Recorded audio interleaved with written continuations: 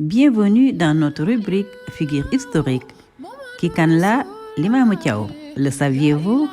Il s'agit bien de Seydina Limamou Laye, né Limamou Thiaw, est une grande figure de l'islam au Sénégal, qui proclama l'imam Mahdi et être le prophète Mohammed. Né en 1843 dans la région de Dakar, précisément à Yoff, issu d'une famille lébou, sa mère est Mam Koumba Ndoye et son père Mam Alassane Thiaw. Limamou Thiaw Laye est le guide de la confrérie Ahlou Laye ou Lahi, communément appelée Layène, venant du nom dont s'est rebaptisé Limamou Laye, qui est une déformation et un dérivé d'Allah en Wolof. Il commence sa prédication le 24 mai 1883, à l'âge de 40 ans, se présentant comme l'imam des bien guidés ou l'imam Mahdi tant attendu. En 1883, déjà orphelin de père, Limamou Laye perd sa mère et s'enferme pendant 3 jours, sans boire ni manger. Au terme de ces 3 jours, il dit être l'envoyé de Dieu, disant « Ajibo Dayi Laye, ya marsaral insu wal jinn, inni rasulullahi ilaykum » Venez répondre à l'appel de Dieu. Homme et djinn, je suis l'envoyé de Dieu. L'arabe blanc s'est noirci. Limamou Laye dit qu'il est réincarnation du prophète Mohammed.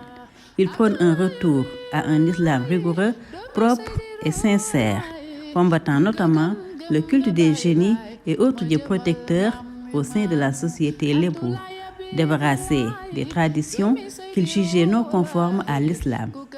Repoussé par sa communauté natale, il s'enfonce dans l'océan et lui ordonne de reculer pour lui permettre de créer le quartier de Diamlaye.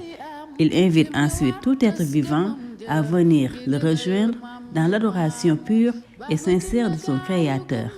La Layenia est une voix soufie, fortement marquée par sa naissance au sein de la communauté lébou, fondée par Limamou Laye.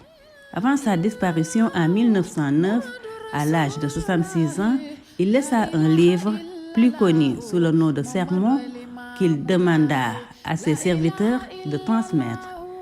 Limamou Laye, illettré comme le prophète Mohammed, ne l'avait pas écrit lui-même, mais dicté en Wolof à ses disciples, notamment Matar Lo, qui se sont chargés de le traduire et de l'écrire en arabe. Après sa disparition, son fils, Seydina Issa Rouhou Laye, comme l'avait prédit par les livres sur la venue de Insa, lui succéda. Son mausolée est bâti à Yoff, en face de la mer, et ne s'est jamais dépassé par cette dernière, malgré une érosion avancée des zones voisines. Pour améliorer cette culture générale sur l'histoire du Sénégal, topp leen ñu ci suñu rubrique figure historique. Abonnez leen ci seen chaîne Mak Ado, bës cloche de notification bi ngir di mën a jot suñu ay vidéo.